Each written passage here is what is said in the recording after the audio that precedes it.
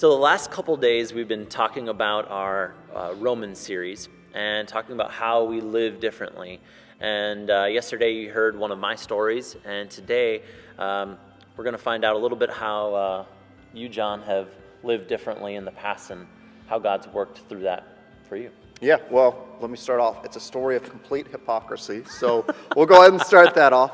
Great way to start. Yeah, exactly. It really is, though. I was at my last church at Fishers of Men, and we were serving the homeless, and we were building these bags. He was trying to create some cool experiences for our kids and give them a chance to minister to people they normally wouldn't. And I realized, man, I'd never had more than one sentence with a homeless person probably in my life. And just that night, I remember being very, very convicted and just realizing that, yeah, I'm a hypocrite in this big time. And then just praying and saying, okay, God, I don't know where this is leading. I'm just going to start looking for doors.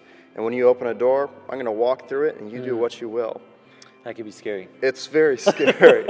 And a couple days later, was just walking into Chipotle, and a homeless man asked me if I had any change. I was like, no, man, I don't have any cash on me, but I'd love to grab you a sandwich. And so we went next door, actually, and got a sandwich. And after that, he would just start talking, and he had this incredible story of faith, and just a very cool time to sit down and hang out and chat with him. And he came up that he needed some shoes, and so I was like, well, I think I've got some extras. And so I went to my house and I grabbed an extra pair of shoes, went back and hung out the next day and connected with him, and ended up building a pretty cool friendship. And just where God took that, it was very, very cool, and it wasn't a massive step. It was just looking for a door and walking and just having a conversation with this guy.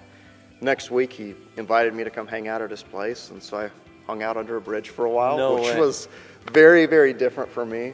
Then a few weeks later, helped him move out from a bridge, check into rehab.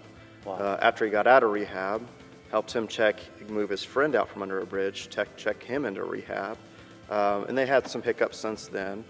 And I've been walking with them as far as relapses and whatnot, because life is tough. Yep. Even people who aren't homeless relapse. Yeah, and been able to be a part for them, walk with them, and honestly just be blessed in amazing ways for myself to be friends with those guys.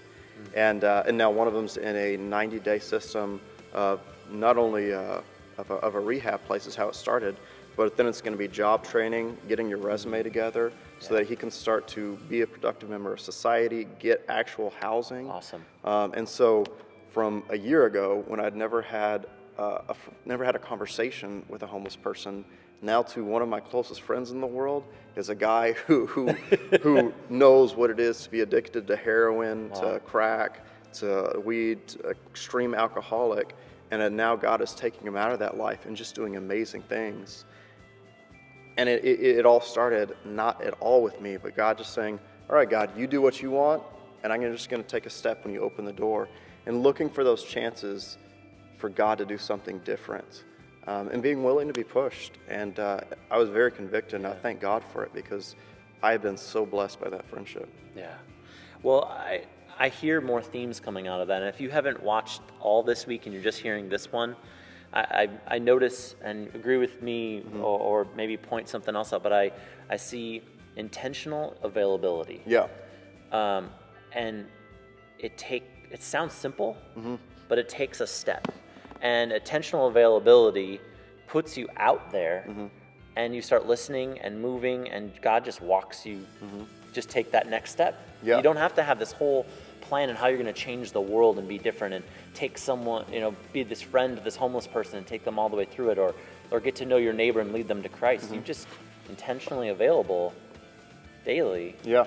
And God opens you up just to pour out the Spirit that He put in you, right? Which, be ready, because it's scary. It's not easy. Yeah. It's not easy. It reminds me, and we can close with this, but it reminds me of Chronicles of Narnia, which we've talked about. One of my favorite moments is when, I believe it's Lucy, Aslan is walking away on the beach, and they actually hit this decently in the movie.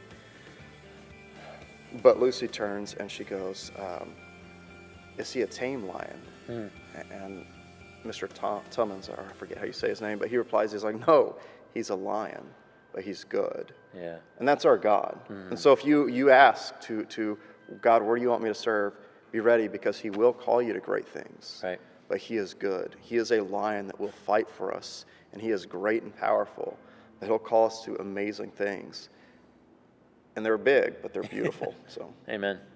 encourage you. Look for those moments. Look for the doors to step through. It may be small things, it may be bigger things, but just look for them. And continue tuning in. We'll see you on Sunday. Text in more questions, and we'd love to cover them next week. And share the video. Share Thanks. the video, yeah. Thank you. See you guys later.